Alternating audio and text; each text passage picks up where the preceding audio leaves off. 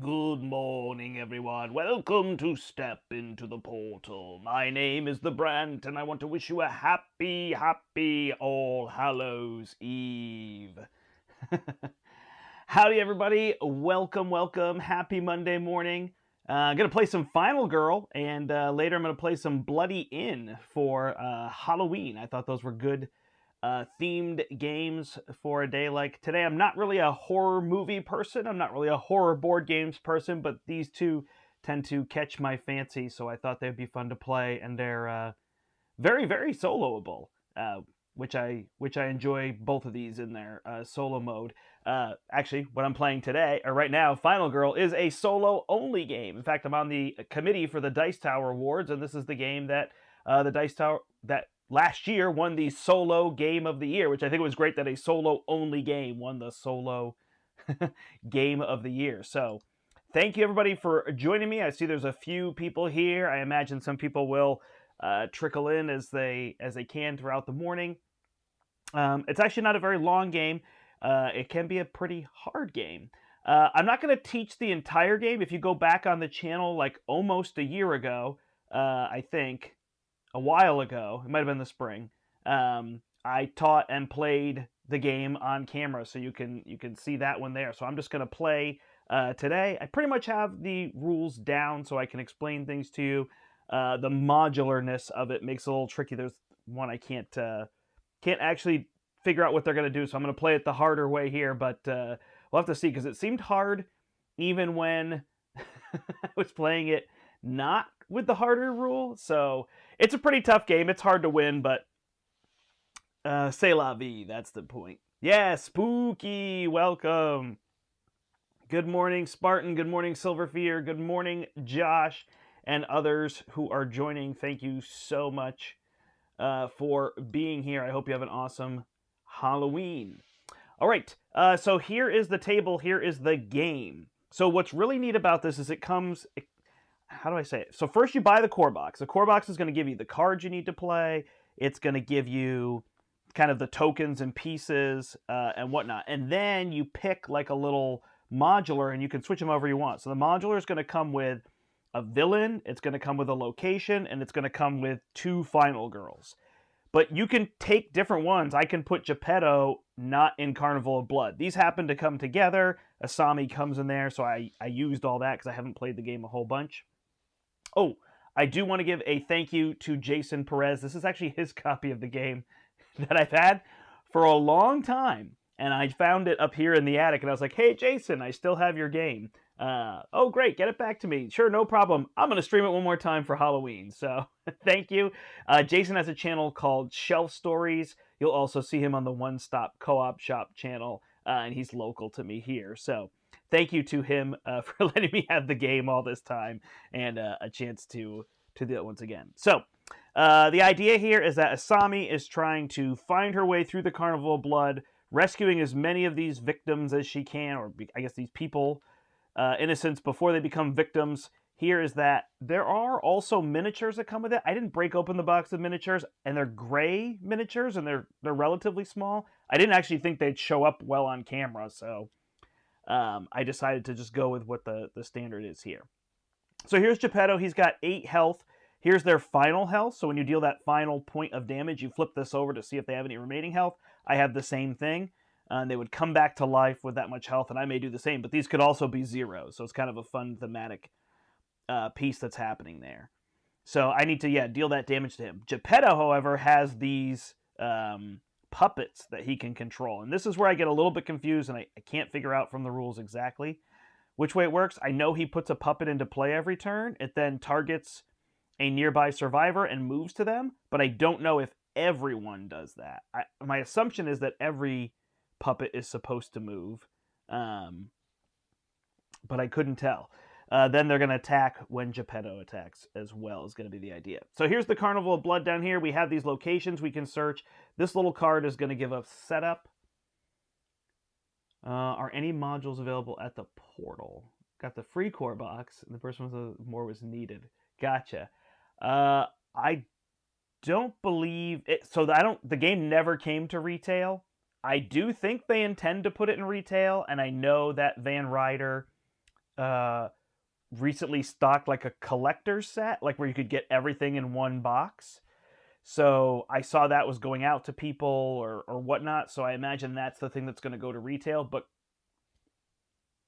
currently, I don't think I've ever seen. I know every show I've been to, they sell out. They don't have any after like the first day. So I think they're just waiting for a new set of them. So unfortunately, no, there aren't any that are available at the portal as far as I know right now. But I don't always know the stock of the store. But something like this, where it's been out for a little bit and it's been pretty popular, I don't believe we have any.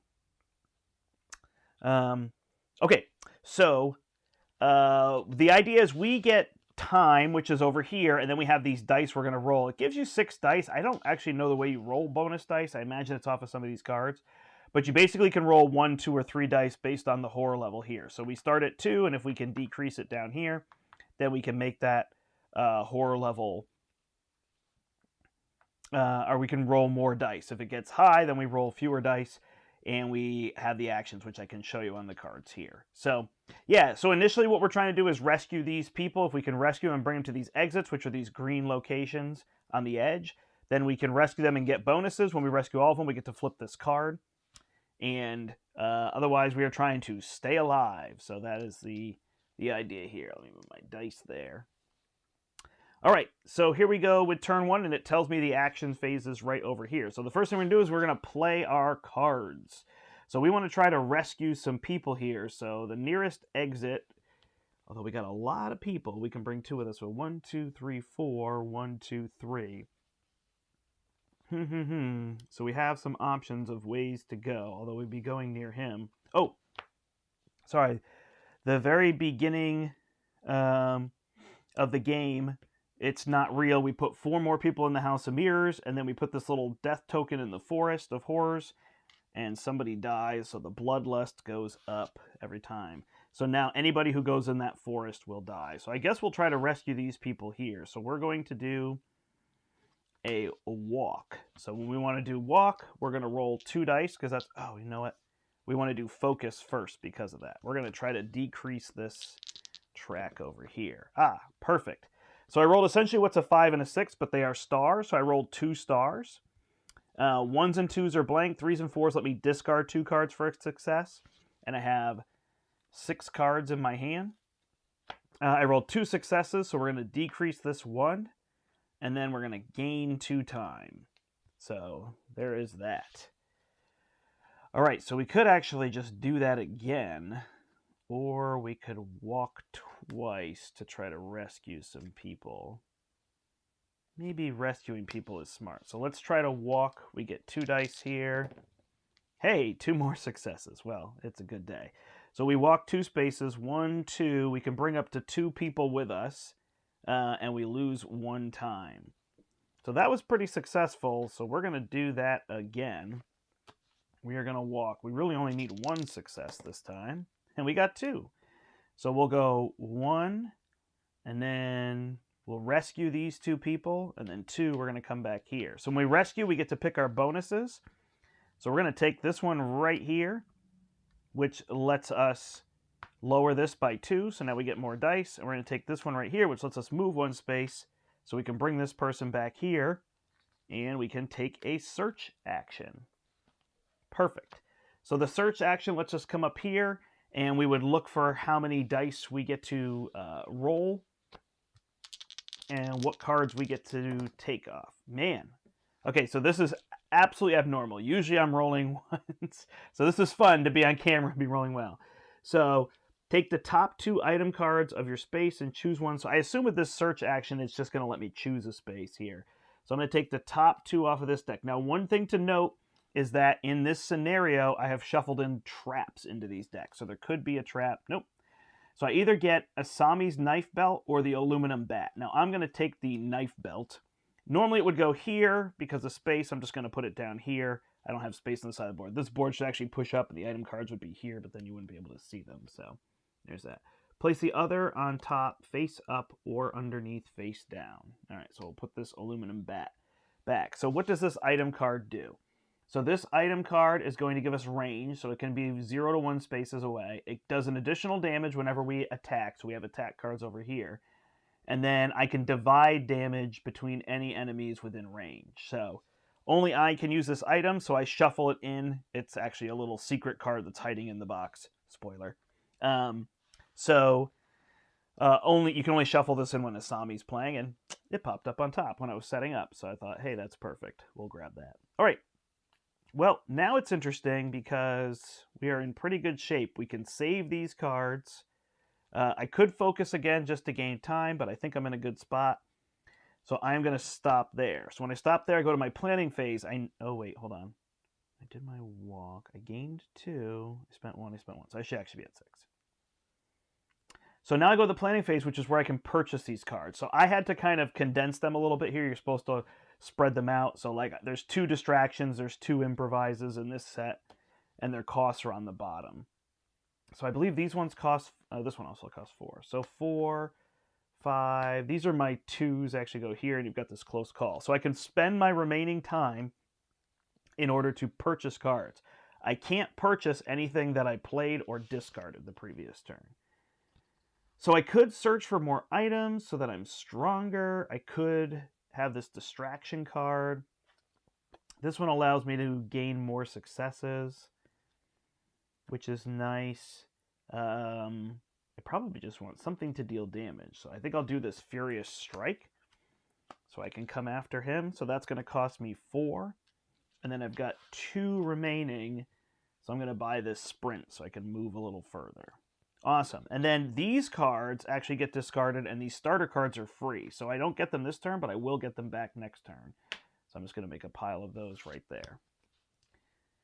Awesome. So the killer is going to go. So this is where they do their minion phase first. So Geppetto's going to summon a puppet who's going to go in his space, and then he's going to target the nearest survivor, or victim, I guess. He's going to move to that victim, and then during the killer phase, the killer will attack me or a victim in their space and deal 1 damage. So they will kill this one. When they kill this one, the bloodlust goes up. And then that's the part I'm trying to figure out is this. I can't figure out if these move, because if they move every turn, they're just going to kill all of them so fast. So I don't know if they're supposed to move or stay put. I apologize. I've looked through multiple rules and tried to figure out. I didn't do like a BGG thing, but I'm not going to do that on camera. So I'm going to play the harder version, and I'm going to have each of the puppets move every time. So I think it's going to be very hard, but it seemed kind of easy. If they don't, they can get stuck in spots. So there's that. All right, so now we go to draw a terror card. So we draw this card. When all these cards run out, we flip over the finale card, and they get more powerful.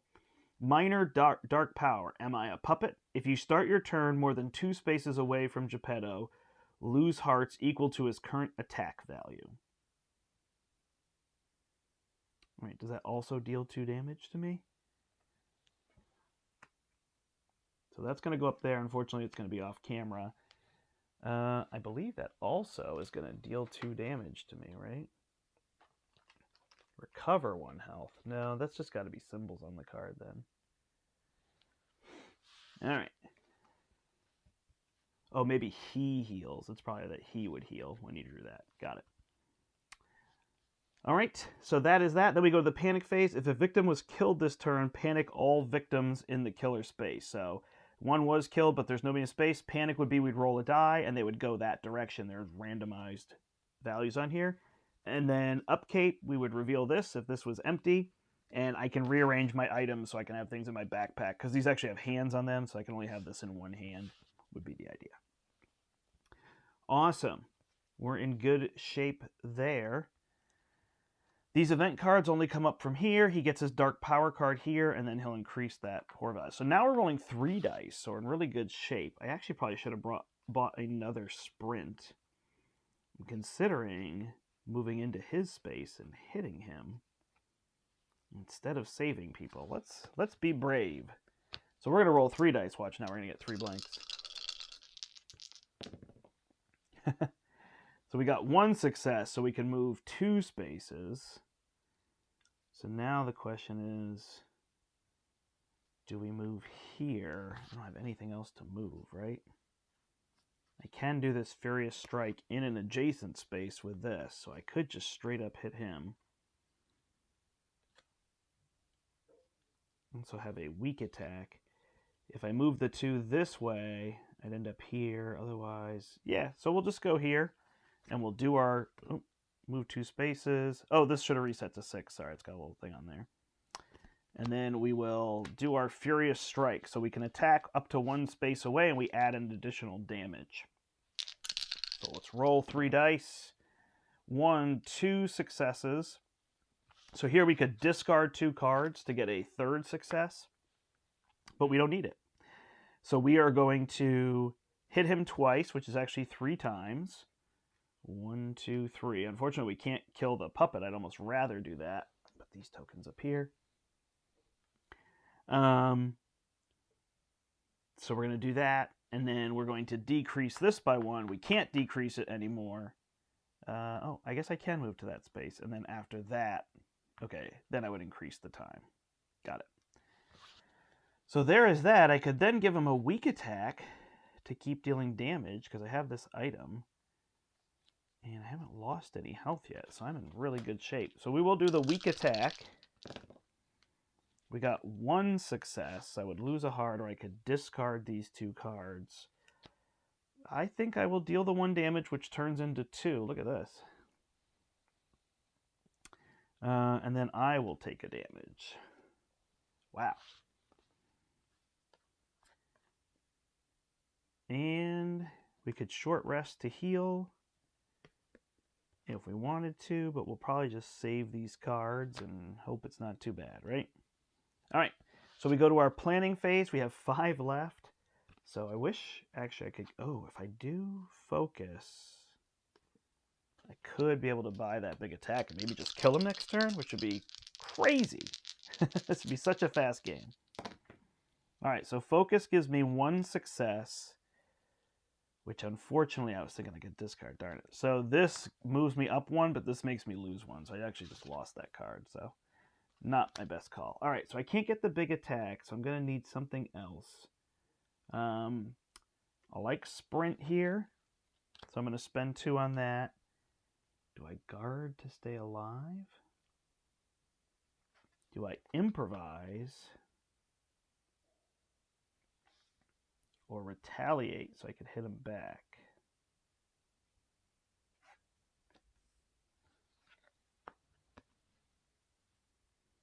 Nope, that costs 4, so I can't do that one. Don't need a long rest. Oh, I get these cards back. Right. So I can search in this location, and I could get that aluminum bat. What does that do?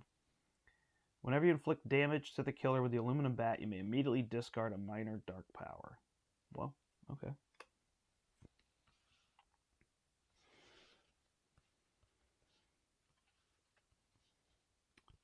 What do I got left? 3 left. So we could take improvise. We're not going to have anything to deal damage, huh? I need that critical blow. So should we just take distraction to try to get set? I'm trying to kill him next turn. All right. There we go. So these get discarded. This would go back to the 2s. This would go to the 4s. This goes to the 0s, which I'm putting there in a little bit of a confusing way. All right, so I'm back to 6 cards here again. Wait a second. Oh, I got sprint. Okay. All right, so we go to the killer phase. So he's going to bring one of these out, and then, wow. Yeah, this is so different from my last game. So their movement value is only 1. So this one will move here. This one will attempt to move, but can only move 1 space, right? Because his movement is only 1, and that's what their movement is right here on their card.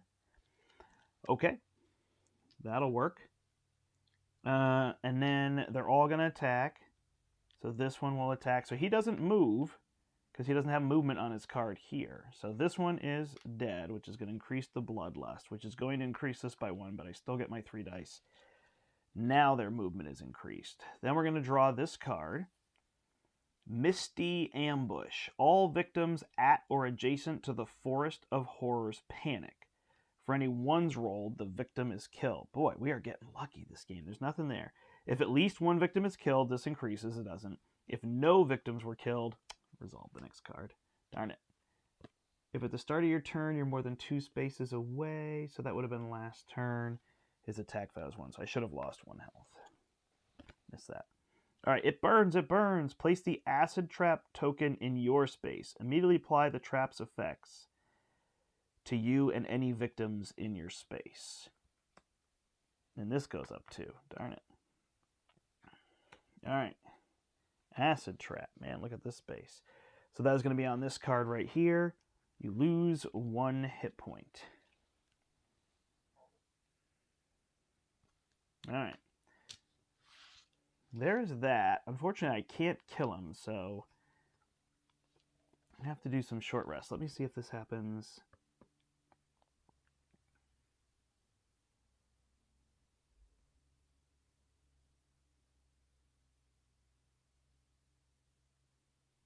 When I enter that space, I take damage. Okay.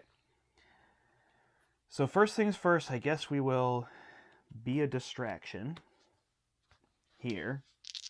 And only get 2 dice. Hey, there we go. Now we're not getting the successive. So I can either do that and lose 4 time, or I can decrease it by 1 if I discard 2 of these cards. So I'm going to get rid of these 2 walks. I'm going to give it 1 success. This will decrease 1, and time will go up by 1. Then I'm going to try to focus. And I get 1 success, so this will decrease, this will decrease. And then, ooh, here's what's tricky. So I want to heal. Yep. Need 2. I only got 1. No. All right. So I got 1 success, so I heal 1 health back. This decreases by 1. I'm going to save my card here. And then I'm going to go to planning, and I'm going to purchase Focus Strike. I'm going to get these back with my weak attack. So focus is going to be 4. So the only thing left for 1 is this close call card. By the way, you can only have 10 cards in your hand. So if you have the normal 6, you can only buy 4 more. I'm at 7. These ones are going to go away. Not good rolling that turn. All right, now they are going to do a lot of damage. So this is going to be rough. All right, so start of his turn, he's going to put this one into play, and then they're all going to target the nearest one and move 2 spaces. So this one's going to move here. I guess I'll just randomize, right? 3, so this one's going to move here. 1, 2, this one's going to move here, and this one's going to move here. It can't get there. They're then going to take these 2 out. That Bloodlust is going to go up, so he's going to get his Dark Power. This is randomized every game amongst a set of, I think, 4. I think same here. Join the family. During the killer phase, if all 3 puppets are in your space, you lose all remaining health. You still resolve your final health token as normal. Okay. So if they all end up in my space, I will die. That's pretty cool artwork. All right, that's not the worst. And then we're going to resolve a card here. Where the hell did the blades come from? Place the spinning floor blade trap token in your space. Immediately apply its effects to you and any victims in your space. For each 1 to 4 that you roll, increase the horror level by 1. All right, spinning blades. Man, look at this space. You don't want to go here. Roll 2 dice. For each result, do the following. Take a damage, move 1 space. All right, 2 dice. I rolled a 1 and a 4. So I'm going to take 2 damage. So now I have to see if I have any remaining health. I have none, and I'm dead. Oh, man. Oh, that was rough. And then I was going to have to increase that. All right, let's see if we could get our final damage in, though. So I am dead. Let's see where he would end up if I did get a chance to attack this turn. Very quick game. Wow, that took me 20 minutes. That was way too quick. All right, had I gotten to attack, I would have gotten 1 success. But that actually would be enough because but that would end my turn immediately. Oh, he would have no health left, and I was going to win. So close. So there you go. There's the other modules. I wish I'd actually brought some other ones upstairs. Excuse me. So you could see them. But that's the idea behind this game. That was a weird game where everything was going so well, but yeah, I still managed to lose. These did not seem overwhelming at all. In my other game, when I was trying to rescue a lot of people instead of deal damage early, when I flip this over, I get to, when I draw item cards, I get to look at an additional card, and I'm immune to item traps. So if there were any traps in these decks, I didn't have to worry about them. So this would have been the knockout gas trap. You fall asleep, immediately end the action phase, and set the time marker to 0. Recover a health. Trash can lid. I can ignore a damage. Oh, I can block with this. And it's got 3 little markers, so you can do it 3 times. We saw that one. Let's see. Telescoping 10-foot pole. Once per action phase, you may skip. You may skip 1 space when moving. No effects are triggered in the skip space, and no victims may follow you into or beyond the skip space. Gotcha. It's like pole vaulting. The knife would just deal an extra damage in my space. The old revolver, so I'd have to attack from a space away. It can only modify the weak attack action card. Gotcha. So mine really was the best card in there, which makes sense. It was for me. The steel bear trap would have made me lose a health and then spend 2 time to remove it, and I can't move again until I do. Be interesting to be in his space, like with a bear trap on and attacking him, right? That's a good ending to all that. Awesome, yeah, so there's a bunch here. I have a disguise and makeup kit.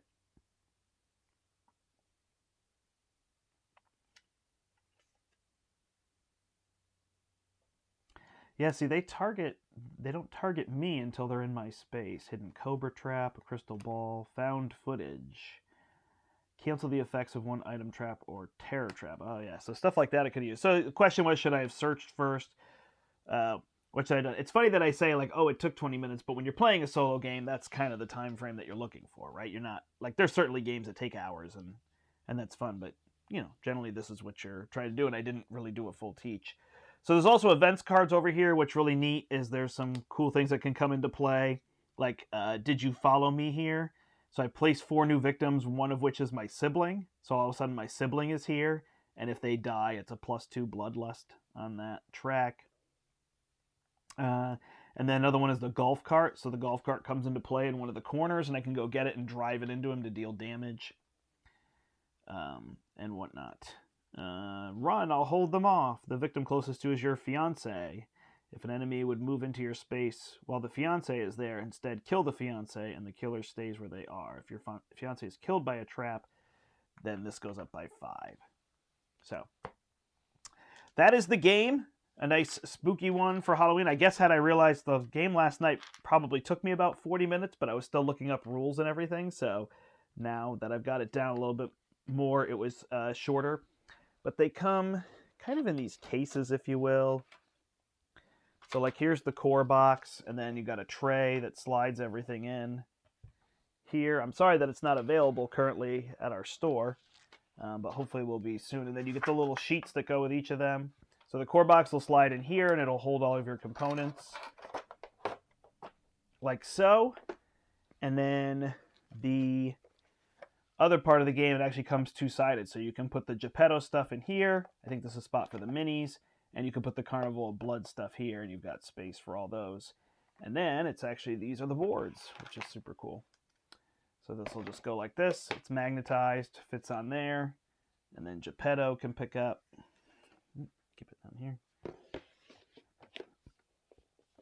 And is magnetized, and you can do that. And you've got this here, so. Pretty neat. I think this is the other character that comes in there, Charlie. So there you go, everybody. I will be back in a little bit to play The Bloody Inn. Thank you for watching. That was Final Girl from Van Ryder Games. Again, it was the Dice Tower award-winning solo game of last year, which is tricky to get at the moment, but I'm sure it's going to start to be very readily available soon. So look for that. All right. Thanks so much for watching. I will see you again in about a half hour for a play of The Bloody Inn. Happy Halloween, everybody. Until next time, I'm the Brandt, and I hope you step into the portal. Spooky.